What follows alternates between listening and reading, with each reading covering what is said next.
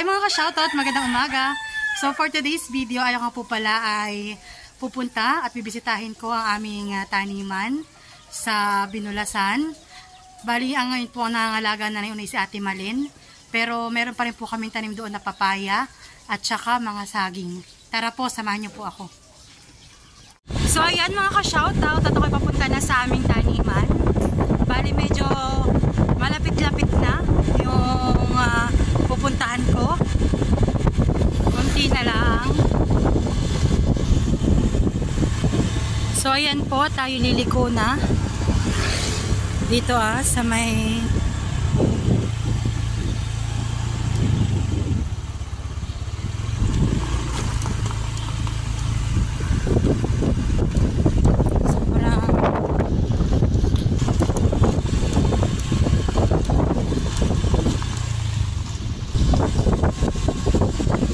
dito po pala sila ate tsaka sila Kuya Luloy. Ayan tayo, unang-una pa ayan. Sabi ni ate tapos yung matibana sila muna patibay na sila saktong-sakto po, meron daw pong tibain na na aray ko na saging po atordan.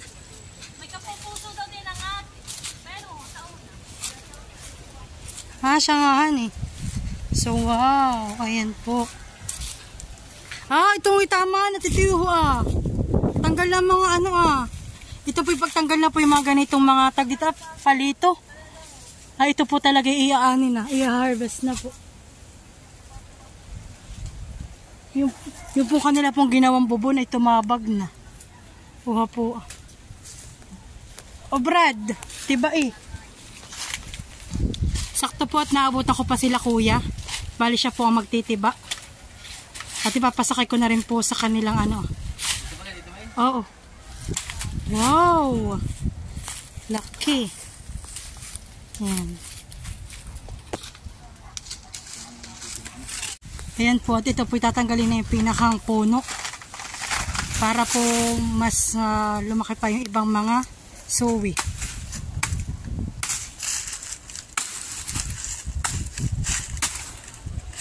May puso na naman dun Wow, ito rin pala madami ng bunga. Yung kay Makoy na tanim. Pag po talagang masipag lang magtanim, talagang maraming aanihin. Ito naman po yung mga tanim nila ate na kamoting kahoy. Ayan po yung mga gabi. Ang gawa ko po yung dito. Hayakin na din pong bibisitahin yung aming papaya. Wow, may tanim din pala pinya. Salay. Wow! Ang papaya. Ayan. May ginalampot kami po dito yung nagtanim din. At yung po mga papaya po namin ditong lakihan. Doon sa kabila. Ay wala na po. Napulawin. Talagang wow, laki. Ayan.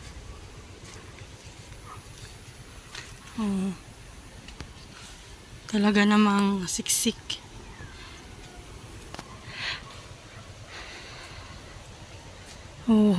Talaga naman pong madami. Yung tanim po namin ni husband, ni asawa, ay talagang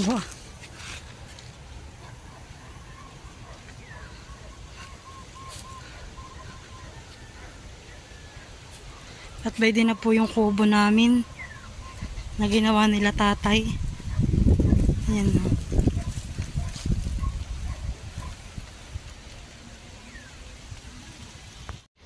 Dito po rin pala ay nagtanim ulit sila tatay ng kamuting kahoy. Ayan po. Meron pong palatandaan.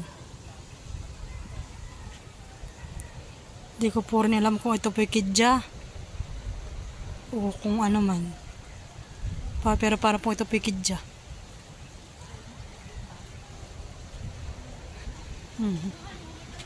Siguro po dito ako yung mga mahigit 2 months na hindi nakakagala o nakakabisita dito. At sinati na lang po ang natingin-tingin. Nakakatuwa yung mga papaya namin. Sobrang dami na po. Lahat po may bunga. Tsaka po yung mga saging. Ayun, puro din po na buwig-buwig. Kaya lang po yung maliliit po ang buwig niya. Pero okay lang po yan. Kumbaga pang isang pamilyahan ang kakain. Kami pong mag-asawa ang nagtanim itong papaya. At ito daw pong mga kamote nila, baka mga isang buwan pa. Medyo maliliit pa po ang bunga. Tapos po hindi pa po lahat tanggal yung ganito, yung dahon. Dapat po yung konti na lang po matitirang dahon at pwede na po siyang anihin lahat. Ayan. Aba, pwede pa rin Talaga pong halos lahat po ng puno ay may bunga na. Ng saging. Dito rin po yung pwesto na kami po inunahan. Nung kauna-unahang bunga ng aming saging. Aba, ay may nagtiba na po. Kami po inaunahan na. Tapos dito po naman sa kabila na pinahiram din sa aming lupa. Ay pinapatamnan din po ng saging at para lahat po yung saging na ang nakatanim. At doon din po ay puro papaya. Hagot din po ang papaya.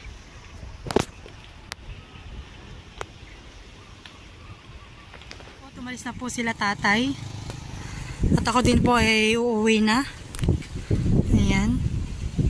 Pasilip ulit sa aming taniman.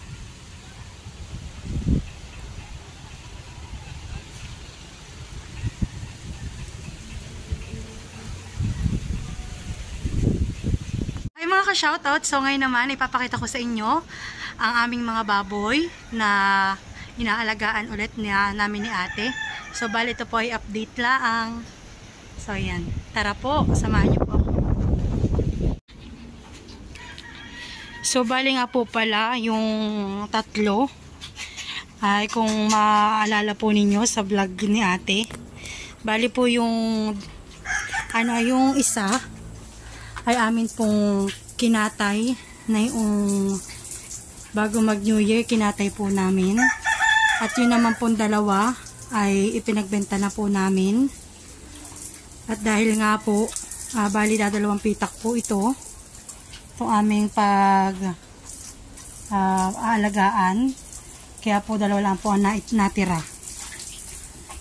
So ito po ang aming baboy ni Maloy. Bali malalaki na po ito. Talagang super laki na. Bali ito po ay pangatlong hit na. Kumbagay yung pong sa baboy, dapat daw po, sabi ng tatay, ay at least po ay sa after 8 months ay makakaapat na hit. Yung pong pwede na po siyang kastahin ng bulugan. So bali po ito aming baboy ay nakatatlo na. Kaya lang po parang ito yung pa 5 months pala ang. So bali po sabi ni Mr. maski daw po ito ay 6 months at nagpang-apat po na hit. So kailangan na po siyang ipakasta dahil po daw baka malipasan. Dapat po talaga daw ay hanggang 4 na hit ay maipakasta na. Para po pag po nangyari na iyon, edi syempre mabubuntis na po ang baboy. Magkakaroon na po kami ng biik ni Maloy. Ayan. Ngayon po nililinisan ko na kanina po ay makulikulim din pa. Ay baka po sobrang malamigan ang baboy. Ay ngayon po yung uminit na po at nagpakita na si Haring Araw. Ayan si Haring Araw. Nagpakita na. So kaya nililinisan ko na itong aming mga baboy. Ayan.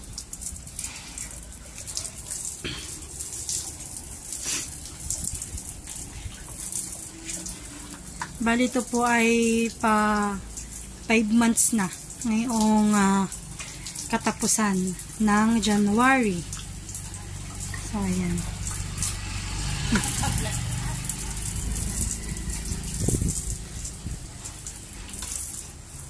Yung si Mr. po talaga dito ang laging busy sa pagpapakain, sa paglilinis ng baboy, sa pagdadakot ng mga pupo ng baboy. Ayun po yung kanyang ginagawa maga't hapon. Tapos po naman sa tanghali, pag hindi po ako ay sinanay, o kaya sinanay din po ay natulong dito sa paglilinis-linis, sa pag-aalaga ng aming mga baboy ni Maloy. Ayan. Nakakatuwa po ito. Ay, talagang malalaki na. Ang pigi. Kailangan po talaga ilinis na linis.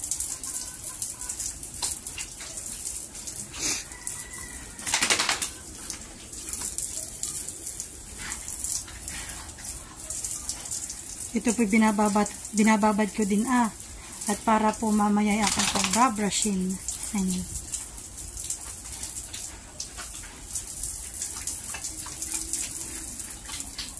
At sobrang dumi. Papasok na po ako at para itong mga baboy na ito ay malinis ako na kaayos. At pag po basta lang ako'y nasa sa labas, hindi po magkaka.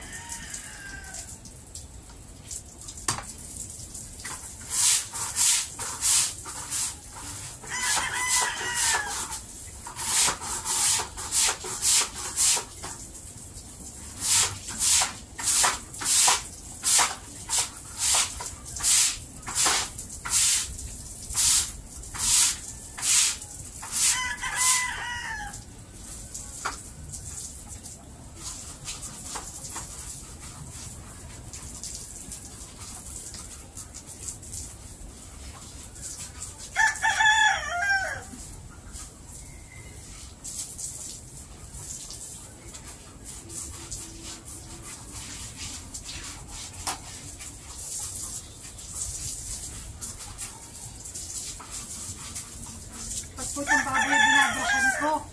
Eh, sobrang bait po at tahimik lang.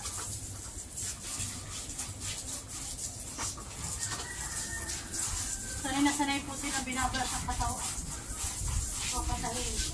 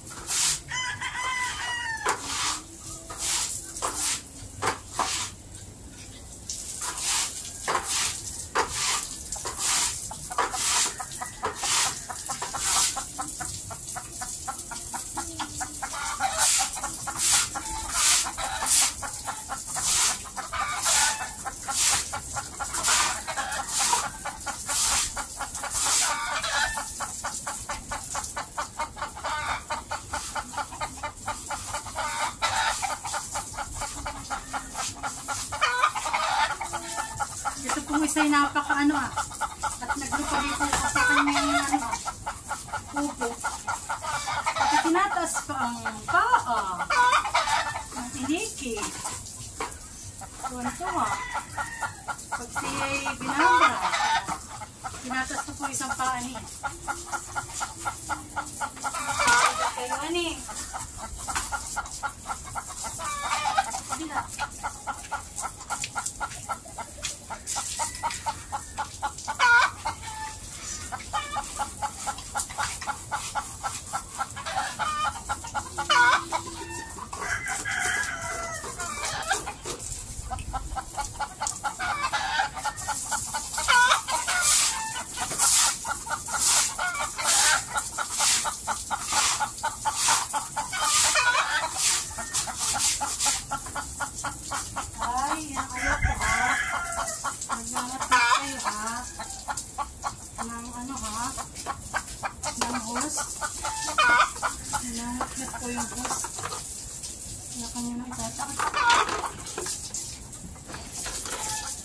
Para hindi abot.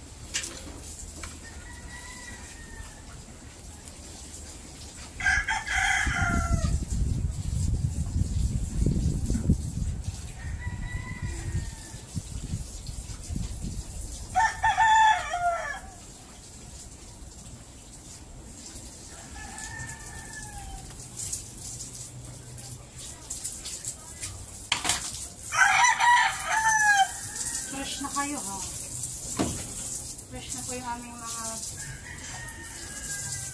pigi-pigi.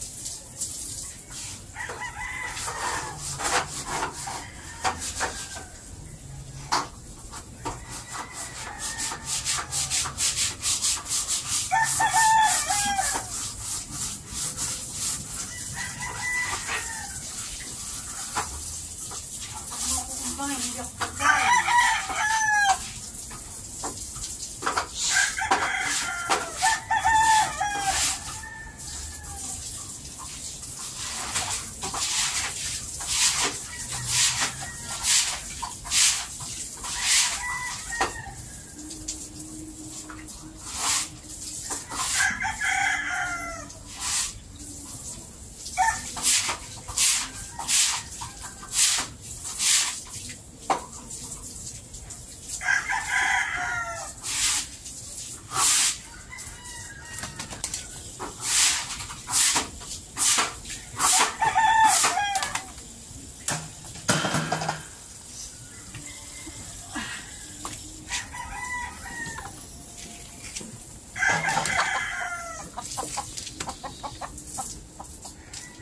Fresh na kayo. Fresh na, fresh na.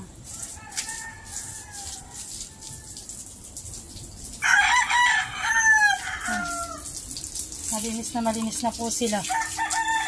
Pati po yung kanilang sahig. Ito talaga po malinis na. Fresh na kayo, hindi nyo ramdam ang init ng inyong katawan.